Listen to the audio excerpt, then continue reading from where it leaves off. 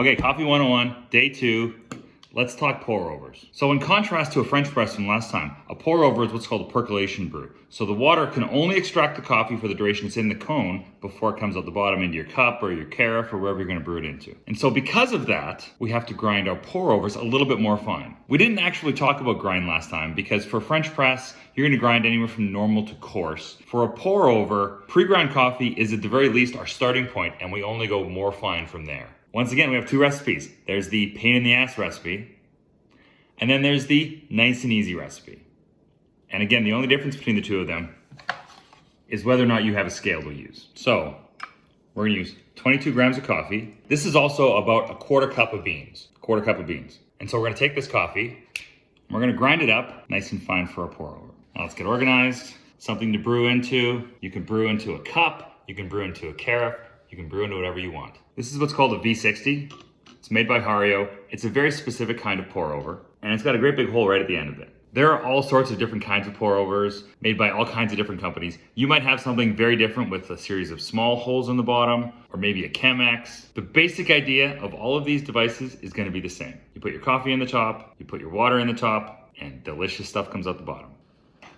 Step number 1 is rinsing out your filter. The paper of your filter, any kind of paper, will give like a little bit of a papery taste. We just rinse it away real quick. It really sticks the filter to your brewer, makes the brew a little bit easier, and just gets rid of that taste. And it's also a super easy thing to do, so we can all just do it. It also works to preheat the whole system.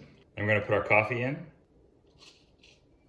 And the second little technique that will help every pour over is a bloom. So we bloom by putting a little bit of water on the grounds just to get them wet, and then we let it sit for 30 to 45 seconds for the carbon dioxide that's in the coffee to get out of the way so that all the rest of the water that we pour on can really do its best job extracting the coffee.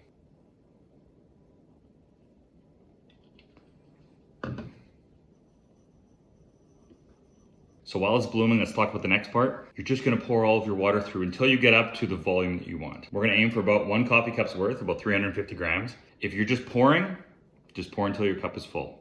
All right, time to pour.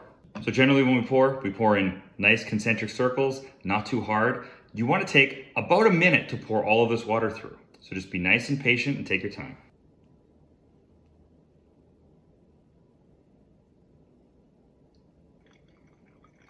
Okay, so when we're done pouring, the last thing we're gonna do is we're gonna give the whole thing just a nice little swirl. And that's gonna help loosen up any coffee that gets stuck to the sides.